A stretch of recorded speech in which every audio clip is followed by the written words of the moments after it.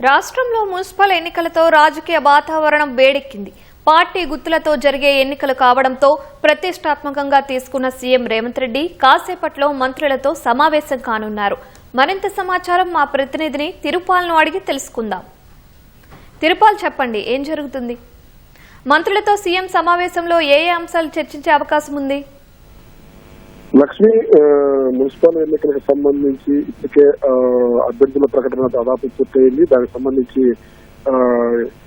ఈ be form కూడా పంపిణీ కొనసాగుతోంది.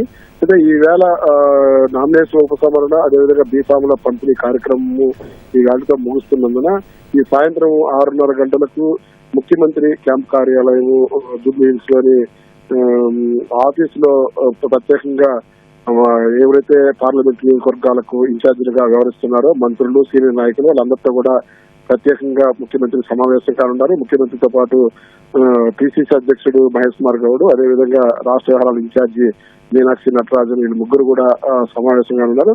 మొత్తం మీద పార్లమెంట్ల వారీగా ఆయా పార్లమెంట్ నియోజకవర్గాల పరిధిలో ఉన్న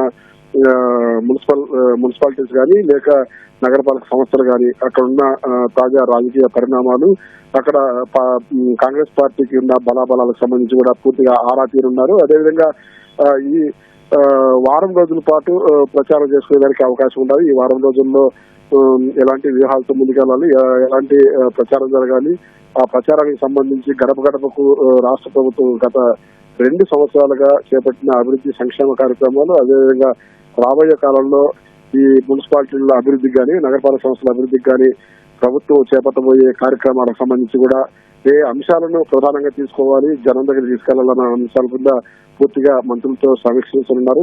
మంత్రులకు దిశానిర్దేశం చేయనున్నారు. రేపటి నుంచి మరింత ఉధృతంగా ఈ ప్రచార కార్యక్రమం కొనసాగుతుంది. అదేవిధంగా ముఖ్యమంత్రి కూడా రేపటి నుంచి 8వ తేదీ వరకు వరుసగా ఆయన కూడా ప్రచార సభలు ఉన్నాయి. ఆ సభల ద్వారా కూడా రాష్ట్ర ప్రజలకు కానీ లేకపోతే మున్సిపాలిటీల్లో కానీ ప్రభుత్వం ఏం చేయవలసిందో కూడా ముఖ్యమంత్రి వివరించున్నారు. మొత్తం మీద కాంగ్రెస్ పార్టీ వ్యూహాలకు సంబంధించి ఏ విధంగా కార్యాచరణ రూపకల్పన చేసుకోవాలి, ప్రణాళికబద్ధంగా ఏ విధంగా పోవాలి, జూబ్లీ హిల్స్ ఉప ఎన్నికలో వీళ్ళు ప్రతిష్టాత్మకంగా తీసుకున్నప్పుడు కూడా పోల్ మేనేజ్మెంట్ విషయంలో కొంతవరకు విఫలమయ్యామన్న భావన ఉన్నది. అలాంటి పరిస్థితులు ఇక్కడ మున్సిపల్ ఎన్నికల్లో తలెత్తకుండా ఉండేదానికి ఏ విధంగా వ్యూహాత్మకంగా ముందుకెళ్లాలా, ప్రత్యర్థి పార్టీలకు సంబంధించిన అభ్యర్థులకు సంబంధించి వాళ్ళకు సంబంధించి ఎత్తులు పై ఎత్తులు వేసుకొని ముందుకు వెళ్లాలని చెప్పి స్థానిక నాయకత్వానికి ఇప్పటికే సూచనలు చేశారు. వీటన్నిటి మీద కూడా సమగ్రంగా చర్చించి ఒక కార్యాచరణతో ముందుకెళ్లేదానికి ఈ సాయంత్రం జరిగే సమావేశంలో చర్చించే అవకాశం ఉండాలి. లక్ష్మి, ధన్యవాదాలు తిరుపాల్.